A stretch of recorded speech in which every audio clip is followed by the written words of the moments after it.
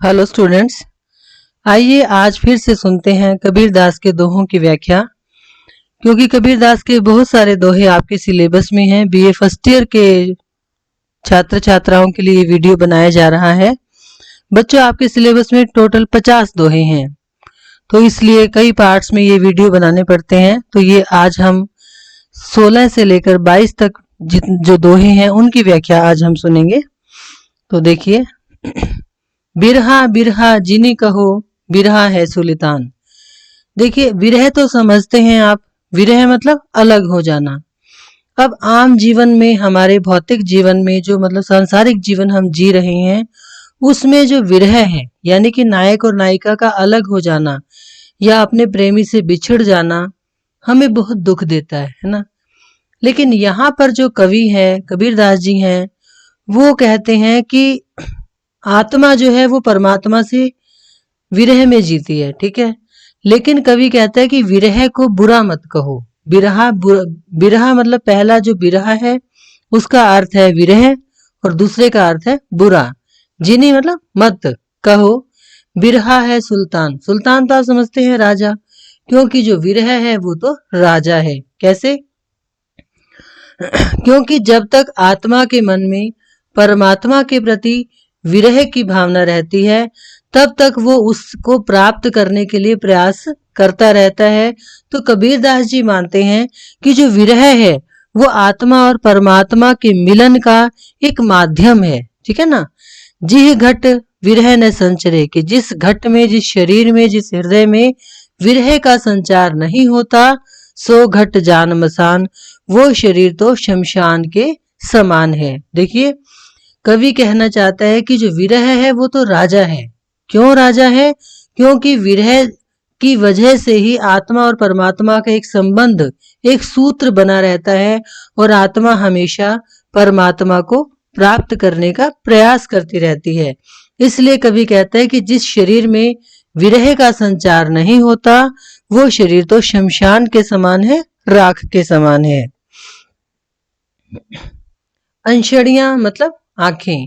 झाई पड़ी कि मेरी आंखें बिल्कुल कमजोर हो गई हैं, पंथ निहारी निहारी, रास्ता देखते देखते। अब कबीरदास जी की आंखें किसका रास्ता देख रही हैं? परमात्मा का।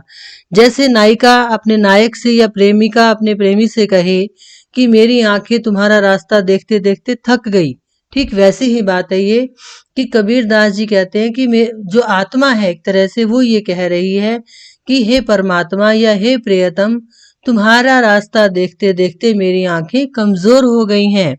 जी बढ़िया मतलब जीभ, जीवा पर छाला पड़ गया और मेरी जीभ पर छाले पड़ गए हैं।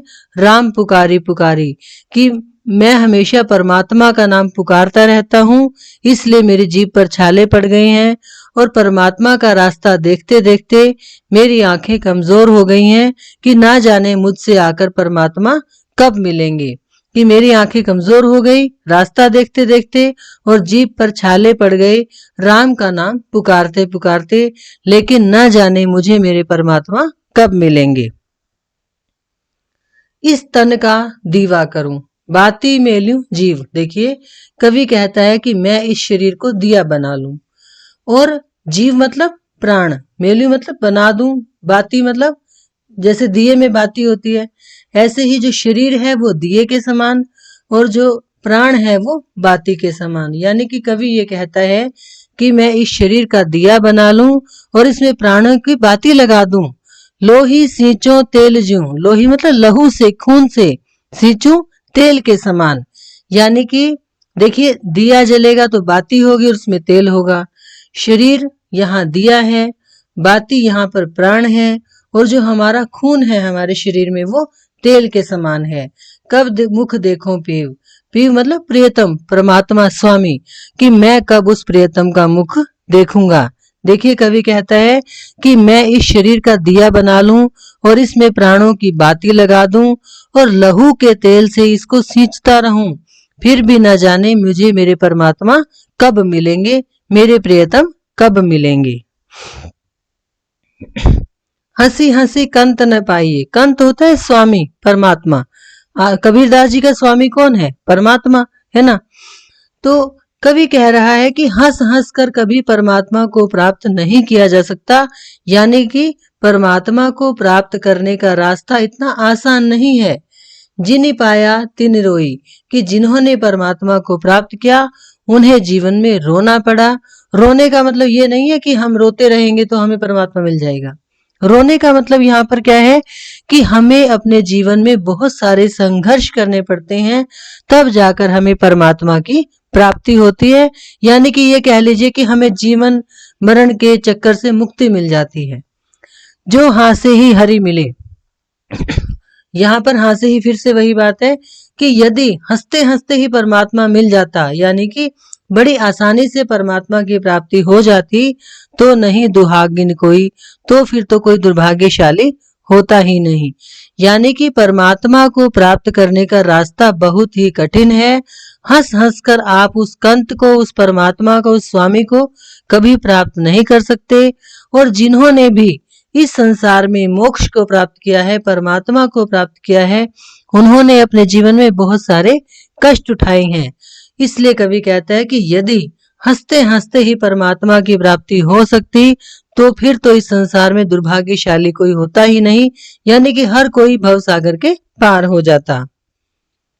पार ब्रह्म के तेज का कैसा है अनुमान, कहिबे को शोभा नहीं देखा ही परमान। देखो, जो परम ब्रह्म है, जो परमात्मा है, उसका जो प्रकाश है, तेज मतलब प्रकाश, कैसा है उन्मान, उसका कोई अंदाजा नहीं लगाया जा सकता। कहिबे को शोभा नहीं, कहिबे मतलब कहने की, यानी कि वो जो परमात्मा का तेज है, परमात्मा का जो प्रकाश है, उसको कहा नहीं जा सकता। कहते हुए कोई शोभायमान भी नहीं होता। देखा ही परवान, उसको कौन, मतलब अगर आप उसको देखेंगे तो आप उसको जान लेंगे, ठीक है ना। वही प्रमाण है, परवान मतलब प्रमाण, कि जो देखता है वही उसका साक्षात साक्षात प्रमाण है कि उसने परमात्मा के तेज को प्राप्त किया है। क्योंकि परमात्मा का जो तेज है, परमात्मा का जो प्रकाश है, उसको शब्दों में बांधकर कहा नहीं जा सकता। अगम अगोचर गमी नहीं, तहां जगमगे ज्योति, कि जहां पर परमात्मा की ज्योति जगमग करती है। देखिए, हम दूसरी पार्ट का हम व्याख्या पहले करेंगे। जहां पर परमात्मा के प्रकाश की ज्योति की जगमगाहट होती है, वो क्या है, अगम अगोचर गमी नहीं। अगम मतलब जहां पर हम जा नहीं सकते, अगोचर मतलब जो दिखाई नहीं देता, और गमी नहीं मतलब जो जाने योग्य है ही नहीं, जहां पर जाने का कोई रास्ता ही नहीं है। तहां जगमगे ज्योति, वहां पर परमात्मा की ज्योति विराजमान है। जहां कबीर बंदगी, तहां पाप पुण्य नहीं छोती। और कबीरदास जी कहते हैं कि जहां पर परमात्मा की बंदगी होती है, यानी कि परमात्मा की मतलब प्रेयर होती है, प्रार्थना होती है, आराधना होती है, पूजा होती है, वहां पर पाप पुण्य और छोटी मतलब छुआछूत, जाति पाति का भेदभाव, कि वहां पर पाप पुण्य और भेदभाव, पाप पुण्य और छुआछूत में कोई भी भेदभाव नहीं होता। फिर से देख लीजिए कि कवि कहता है कि जहां पर परमात्मा की ज्योति प्रकाशमान है, वो स्थान, वो जगह अगम्य है, अगोचर है, दिखाई नहीं देती, और वहां पर कोई जा नहीं सकता। और जिस जगह पर परमात्मा की बंदगी होती है, वहां पर पाप पुण्य या छुआछूत का कोई भी स्थान नहीं है। पानी ही ते हिम भया, हिम वे गया बिलाई, कि पानी से, देखिए यहाँ पर आत्मा और परमात्मा के संबंध को बड़े सुंदर तरीके से कवि ने बनाया है, दिखाया है। देखिए, पानी है पानी मतलब जो पानी होता है, जल होता है। पानी ही ते हिम भया, हिम मतलब बर्फ, पानी से बर्फ जम गई, ठीक है ना। हिम वे गया बिलाई, अब वो बर्फ फिर से पिघल गई, तो क्या बन गई, पानी। जो कुछ था सोई भया, जो वो पहले थी वो ही अब बाद में बन गई, अब कुछ कहा न जाई। अब वो बर्फ जब हमने मान लीजिए पानी में डाल दी और वो पिघल गई, तो क्या हम पानी और बर्फ के भेद को जान सकेंगे कि कौन से पानी से बर्फ बनी हुई थी और कौन सा पानी पहले से था? नहीं कह सकते ना। ठीक वैसे ही जो हमारा शरीर है ना, हम लोग हैं, मनुष्य है, वो क्या है, परमात्मा के का एक हिस्सा है, परमात्मा का एक कण है, ठीक है। और जब ये शरीर खत्म हो जाता है तो आत्मा और परमात्मा एक दूसरे में विलीन हो जाते हैं और फिर उन दोनों के भेद को कोई भी जान नहीं सकता। फिर से देख लीजिए कि पानी से बर्फ बनी और वो बर्फ फिर पिघल गई। पिघल कर क्या हुआ कि वो जो पानी पहले था वैसा ही दोबारा हो गया। तो अब उसके बारे में कुछ भी कहा नहीं जा सकता, यानी कि पानी और पानी के अंतर को हम नहीं जान सकते। ठीक वैसे ही हम, जो हमारी आत्मा है, वो परमात्मा का ही अंश है और जब वो आत्मा परमात्मा में विलीन हो जाती है तो फिर दोनों के भेद को कोई भी नहीं जान सकता। तो ये थी बच्चों कबीरदास जी के दोहों की व्याख्या।